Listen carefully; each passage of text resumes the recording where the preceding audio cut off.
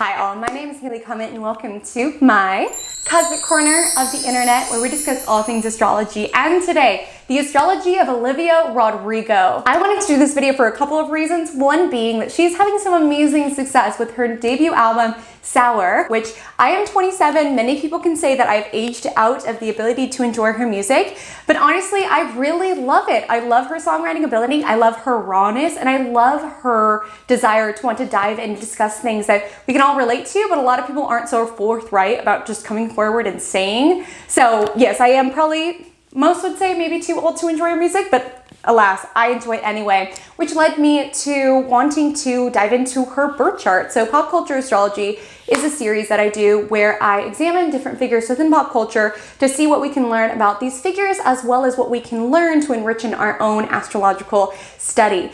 And looking at Olivia's chart, there are so many components of her chart that absolutely illuminate certain themes that she discusses within her music. And I thought this would serve as an amazing teaching example, as well as an opportunity for me to champion a fellow Pisces, because it's hard out here for us fish. So when I see a Pisces doing well in life, I just want to cheerlead them and support them. So this video is all from love. And before I dive in, if you wouldn't mind, if there's anything new that you learn, either about Olivia or for your own astrological practice, if you wouldn't mind dropping a like, commenting something below if you feel so inclined, subscribing if you'd be interested in more videos like this, comment below which other birth charts you want me to explore, because quite literally I'm pretty much doing this all day. So I just figured I might as well turn the camera on and record some of the insights that I learned about when I'm in various tunnel holes researching about different celebrities' birth charts. But alas, without further ado, let's dive in. The astrology of Olivia Rodrigo. The birth time was sourced from Astro Theme. I cannot verify if the birth time is absolutely correct. I'm going to move forward assuming that it is, but I'm going to focus more so on the signs and the planets, more so than the houses, as houses would be dependent on the rising sign, whereas signs and planets we just need usually a day for unless the planets change that day. So Olivia is a Pisces sun, a Libra moon, a Capricorn rising. Let's dive deeper. So her Pisces sun is conjoining Uranus. Uranus is the planet of unpredictability, right? Of changes, of rebellion. So when you have a sun Uranus, they typically want to break the mold. They typically have a desire to sort of rebel against certain aspects of their life. And I feel like this sort of like points to this very like raw, it feels very rebellious, right? Like the sound of her music, like with the beginning of Brutal and Good For You. It's this very like raw rebel, you can't tie me down, you can't tell me what to do. And this sort of unapologetic anger and intensity of emotion. I feel like the sun conjoining Uranus really points to that. Now I'm gonna go into my Pisces spiel because you know I just need to. So Pisces is represented by the two fish, right? There's one swimming up and one swimming down, and they're united by the tails. And something that I think Olivia Rodrigo's chart illustrates well is that fish have two choices of what to do with their imaginativeness. They could either swim to the bottom of the ocean where it's murky, where it's very dark, and that would describe someone who uses that imaginativeness and that fantasy to sort of escape from their problems or to dive into things that aren't serving them, addictive tendencies, things like that, keep themselves muddied, play the victim within their lives, keep themselves in the dark. Or fish can swim to the top of the ocean where it's like light and sparkly and use their imaginativeness to sort of manifest and create magic on planet Earth. That's why like a lot of Pisces are able to live really magical lives when they tap into that power that they have of being able to merge their dream world and reality. And with that being said, I think some of the songs on Sour really illustrate that downward swim. Not saying Olivia's staying down there, she definitely is going through a huge peak, but me as a Pisces, I swim down there too. No one can throw a pity party like a Pisces can throw a pity party. Like again, I'm 27, I probably shouldn't be listening to Brutal with as much intensity as I have been these past couple days, but it literally is like someone took a microphone and put it into my inner monologue when I'm in one of those states where I'm like, everything sucks and I'm the worst and no one likes me, and it's just sort of like this tunnel vision. Like with that song, I feel like it just really grasps that feeling when you're just in such a bad space that you just want to throw yourself a pity party, that you just want to fully go there. Like that's the thing about Pisces, that Pisces fully immerse themselves in their emotions as they rise up. Like they feel the lowest of sadness and the highest of happiness because they fully commit, and they have a lot of power in that. Brutal and a couple other songs really illustrate that Pisces pity party that we're bound to go do. But she creates great art from those depths that we sometimes can sink to. Her songwriting ability, I would point to her Mercury in Aquarius conjoining Neptune in Aquarius. Mercury is our writing, our storytelling. And with Neptune, this is really, really being able to tell a full story and take us somewhere, right? Her songs really have so much nuance and like detail in it that you really feel absorbed into it, right? Absorbed into her world. And Mercury Neptune people are really, really gifted at being able to do that with their words, take you somewhere through their words, through their communication abilities. It is important to mention with Mercury Neptune people is that they can be very, very sensitive, and they also can have a hard time gleaning out what's real from what's fake, right? Neptune sort of makes elusive whatever it touches. So though Mercury Neptune can be very in touch with source energy or with muse or literally download songs or like download novels, they're very much in touch with muse or artistic ability. They also can have a tendency to play with the truth a little bit or have a hard time ascertaining what's real and what's fake from their thoughts or from their, you know, their intellect or their processing of any sort of situation. Olivia Rodrigo is a Venus Capricorn conjunct Chiron in Capricorn, and that was the placement that made me decide that I wanted to do this video. And there's a line in her song Brutal of like, I want to quit my job and start a new life, but then they'd all be so disappointed because who am I if not exploited? Like, I'm sorry, I know I'm 27, I'm too old, but come on, that is such a good line. And don't we all relate to that, right? And with Venus and Capricorn conjoining Chiron, a couple of things. One being is that she has made art, right? Venus is art from her suffering, from her pain. That's Chiron.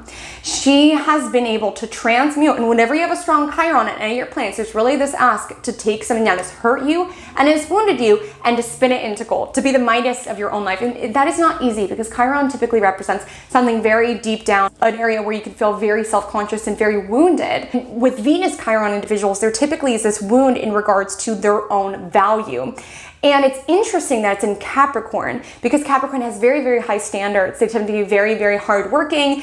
And with Venus conjunct Chiron, I feel like that's where she's getting this energy of like being exploited, because with Venus Chiron, they can go on this journey of feeling like they have to earn value or earn their worth. And within Capricorn, in the outer world, like achieve success or like do what she's meant to be doing or achieve a certain level of success in order to feel nurtured or good enough. But the thing about Chiron is that it's never quite good enough. We're never totally healed there. So I just thought that was an interesting illumination. I would also say with Venus, you know, conjunct Chiron, there is a wound in regards to love and relationships. There's a wound in regards to beauty. There's a wound in regards to value.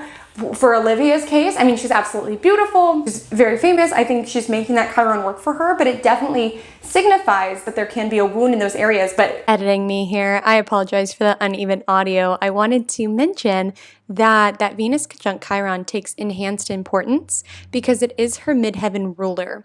Now, midheaven is the angle that governs public persona, reputation, how we are seen in the public eye. I'll be covering it more in depth in a little bit later in this video. What I want to mention here is that her midheaven's in Libra, which makes the ruler Venus. So that Venus conjunct Chiron is answering to midheaven, which has to do with career. So to me, this combination speaks to exploitation because Venus conjunct Chiron, it suggests, you know, this making art of her own pain, her own struggles in regards to Venusian themes, which is love, which is beauty, which is sensing one's own value. And with this conjunction in Capricorn, yes, it indicates high standards, but it also indicates the public realm or almost commodifying this struggle or this attempt to try to heal this wound that very much feels unhealable. She has Mars in Sagittarius conjunct Pluto. So this reminded me of the song Jealousy, Jealousy. And that song I found so refreshing because again, it's like this rawness in things that we're all thinking about and feeling, but no one goes out and says it. Like she's not out here flexing like, oh, I've got all this money. It's like, who hasn't felt that feeling of like scrolling on someone's Instagram and being like, this person has it all figured out. And it's so relatable and it's sort of uncomfortable to go there. And again, with her Chiron, it's sort of like being able to make money and create art. That's Venus. From her pain, from her wounding, that's Chiron. And it's something so deeply relatable for so many of us.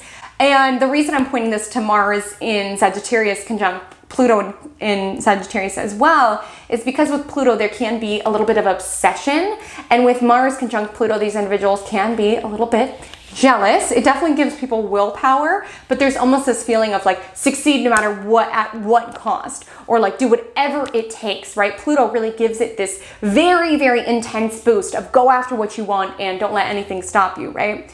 And with jealousy, I feel like it's such a cool song because it's almost like she's trying to talk herself down, like being like, you're being ridiculous, you're being irrational, like you're beautiful, person winning doesn't take away from you. But again, that Mars Pluto is like, but I've got to be the best, I've got to assert myself. It's interesting, the two balances of that. Now, if the birth time is to be believed, we see that she has this Mars conjunct Pluto in her 12th house. 12th house is the hidden house. And when you have Mars in the 12th house, typically it'll indicate giving up some of your skills or your abilities or your physical exertion, that's Mars, for a greater good, sacrificing it for a greater good. So a lot of athletes will have Mars in the 12th house. Miss Britney Spears has Mars in the 12th house, and Miss Olivia Rodrigo also has Mars in the 12th house. And it can indicate having a difficult time asserting oneself. Mars is how we take action within the 12th house. It's sort of this hidden. So just sort of like grin and bear it. And with Mars conjunct Pluto, having a lot of willpower, but it's sort of hidden. So it might be difficult for her to express what she wants to do, what she doesn't want to do, how to stand up for herself. And so it just sort of builds and builds and builds. And then the reaction could be really intense because that's the nature of Pluto. And we also need to note this opposition to Saturn in the 6th house. Saturn in the 6th house, this is very much workhorse energy. And with this opposition, it can indicate that she puts a lot of muscle and sweat into something, bigger than herself. And this can also indicate being taken advantage of or having a hard time sticking up for oneself or creating boundaries around work or even creating balance around it. Like Saturn in the 6th house, oftentimes they just are constantly busy and working because Saturn is what we're here to sort of work on. And with the opposition to Mars, there's some stress there, and it could be difficult for her to say, no, I don't want to do that. This isn't for me, so on and so forth. And she is a Libra moon, and if the birth time is to be believed, it's hugging her midheaven. Midheaven is the angle of career, public persona, what you see of someone. So with the moon midheaven, there is an emotional tinge to the way that they show up in the public eye, right? And it makes it very, very relatable. And on midheaven, there's like an emotional connection. And you know what's interesting is a lot of people don't know this, but in astrology, the planet of fame is the moon. Many people wouldn't assume that because moon, of course, rules emotions and self-soothing.